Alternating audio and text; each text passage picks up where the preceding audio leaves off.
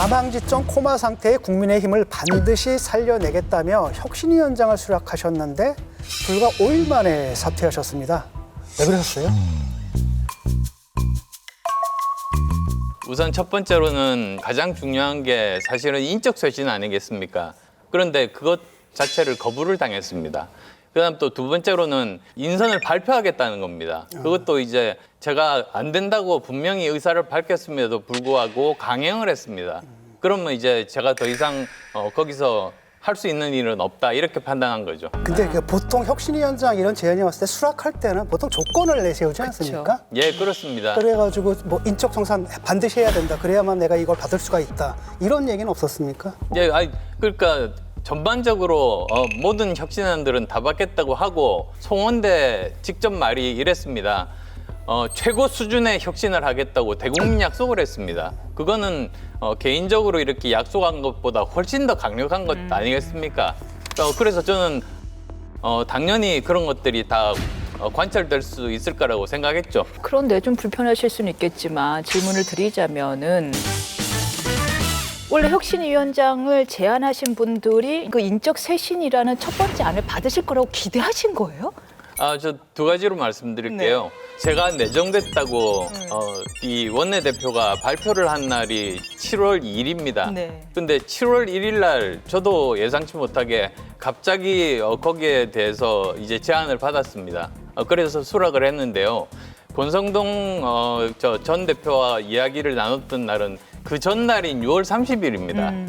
그리고 그 당시만 하더라도 당의 혁신에 대해서 이야기를 했지 제가 혁신위원장으로서 이야기한 건 아니라는 점. 선은 다르군요. 예, 그 점 말씀드리고 싶습니다. 안 의원님께서 그때 말씀하신 게 혁신위원장 제의가 있으면은 받을 수도 있다라는 뭐 말하자면 밑자락을 조금 까셨잖아요. 그러니까 이게 지금 지도부에서도 한번 제안해 볼 수 있겠다라고 했는데 그 뒤의 모습들은 사실 이해가 잘 안 가거든요.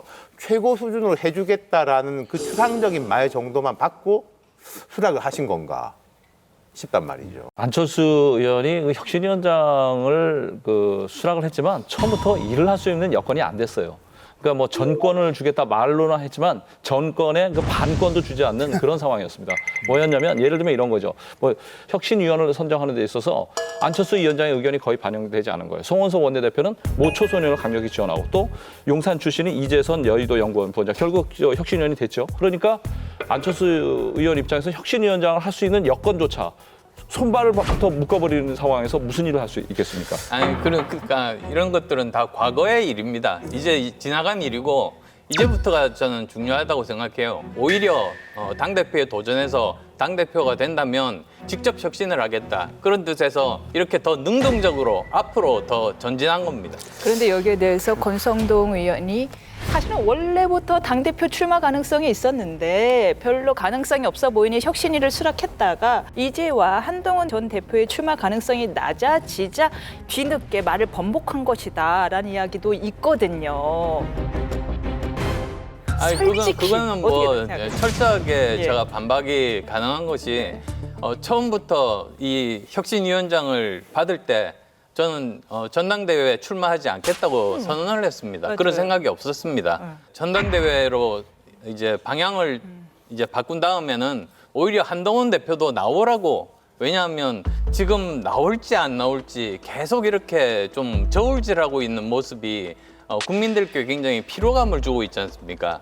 그럴 바에야 한동훈 전 대표도 나오고 그다음에 또 김문수 전 그 대통령 후보도 나오고 어떻게 하면 우리 당을 다시 건강한 야당으로 혁신할 수 있을지 그 방법을 서로 이야기를 하자. 저는 그렇게 말씀을 드린 근데 거죠. 그 말씀은 좀 다른 게 예. 안철수 김문수 한동훈 다 나와라 얘기하신 거는 혁신위원장 사퇴하신 다음에 얘기고 권성동 의원 얘기는 그 30일 날 만났을 때 권성동 의원이 여러 번 물어봤다는 거예요. 전대가 어떻게 할 거냐고 물어봤는데 명백하게 안 나오겠다라고 얘기하셨다는 거거든요. 이 부분에 대해서 분명하게 좀 설명을 좀 해주실 필요가 있는 것 같습니다. 그것도 당연한 것이 그때도 저는 생각이 없었고 그때는 또 제가 혁신위원장에 내정되리라고 생각도 못했을 그럴 때입니다.